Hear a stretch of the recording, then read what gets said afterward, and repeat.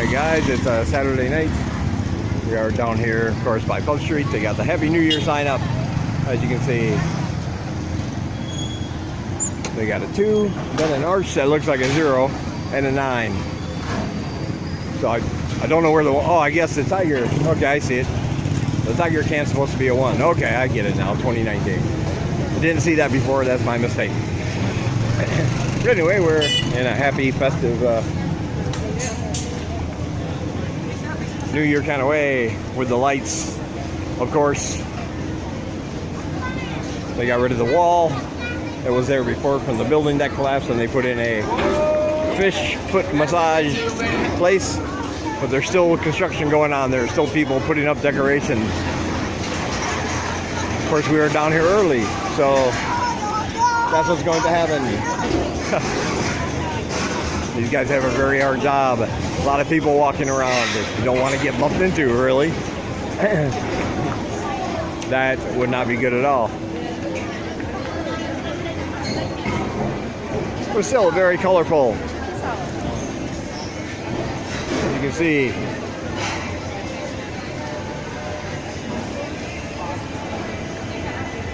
Much like Christmas, I believe down here by Pub Street will maybe the only place in Siem Reap, for the most part, that will celebrate the Western New Year. Because as you know, they have their own New Year, Khmer New Year, which is in April, and that is a week-long celebration. One of the big ones, where businesses will shut down, people will travel, there'll be a lot of traveling, different provinces, different towns, so families can reconnect and celebrate together. We do have one holiday this month, on the 7th, actually, will be, at least according to my calendar, they call it Freedom from Genocide Day, which I believe is the day that Cambodia was freed from the Khmer Rouge by Vietnam back in 1979. If I remember correctly, it's 1979. If I am wrong, please let me know in the comments below, but I believe that was the year. So it's an important day, you know. I think it's worthy of celebration. I also think it should probably have been 2 days. That's my personal opinion. It's like a pretty big deal for a country that's been through so much in its lifetime. Well, it looks like the bar is pretty packed where we normally go. May have to come up with a plan 2. I don't know. We'll see what Sang Lai thinks. By the way, she's looking really nice in her outfit. Hello. Nah. Showing your outfit. Yeah. Lol. Oh. So,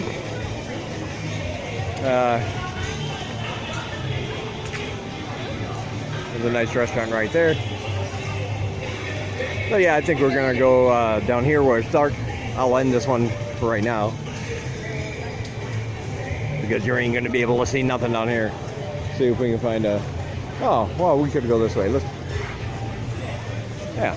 go down this way. See what we can find.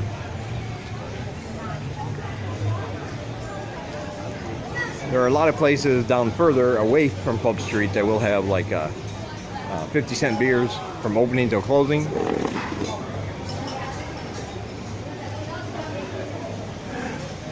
There's a whole bunch on Suxan Road, however you pronounce it. There's a few of them down there. Usually down here on Pub Street, you're going to get the 50-cent beers during happy hour.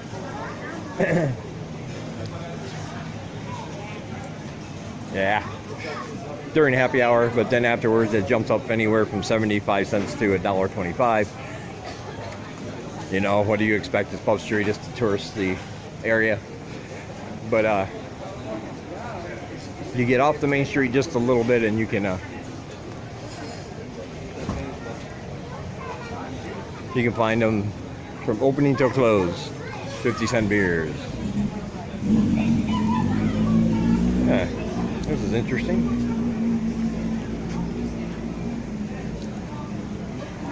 Nice chess set featuring anchor temples. Pretty cool.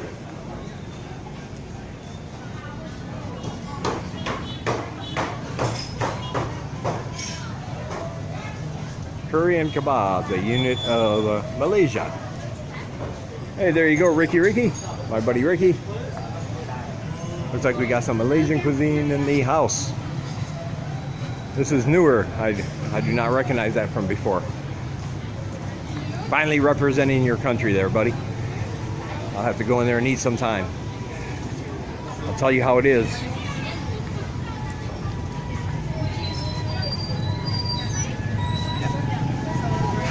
We now have, there it is over there, Sucksan Road. The bars, massage parlors, more bars, places to eat, cafes, all kinds of things. Let me find out exactly where we want to go, and I'll talk to you guys later. Alright, so we did settle on the Beatnik bar after all. Yeah, that's right, I paid an extra 25 cents a beer. After 7 o'clock. The first ones were only 50 cents. But then when it got up to 75, hello, no thank you, sir. No thank you. Yay. I love these guys, I do. Some people find them bothersome. I find them, they're very entertaining. I think they're very entertaining. Especially the ones that don't give up. There's something about persistence that I find very good. Some people will tell you they feel pressured, they feel pushed into taking a tuk-tuk. They don't like that kind of interaction.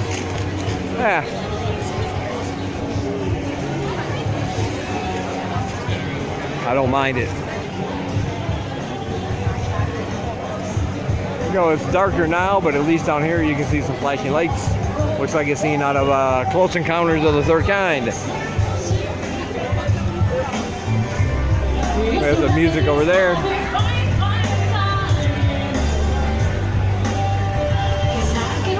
Some live music going on at the Banana Leaf.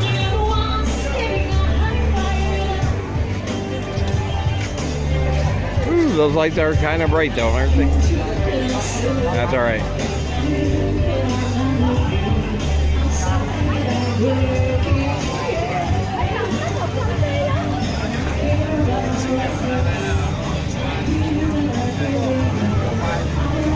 Yep, the season is in full effect. The high season, I mean. Hello. Full effect.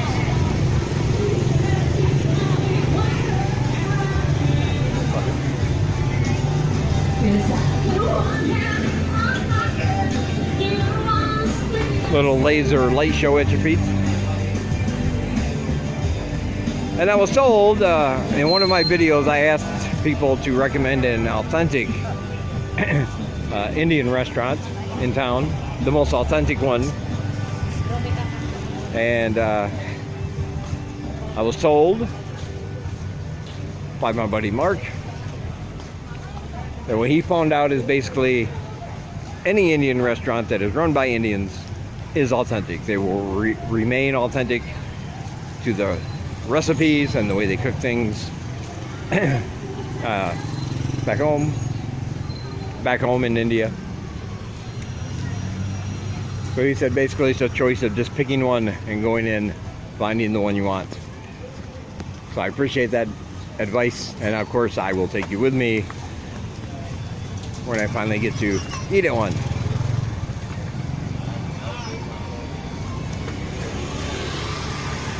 But there's a lot of them on this part of downtown. And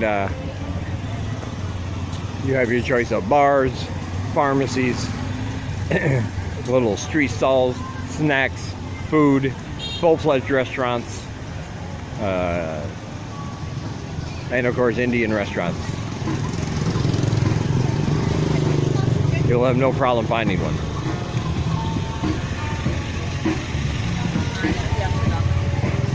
But if somebody recommends one, I will take your advice and go to that one instead of the others. All right, this one may be a little short. I'm not really sure how much I recorded before. I never pay attention to those kind of things, but it feels a little short. But still, I'm getting into the dark part of the walk home. No lights. And just as I say that, here are lights, but still no lights for the most part. And trying to negotiate people and the uneven, hole-riddled streets. So it's best that I end this one here.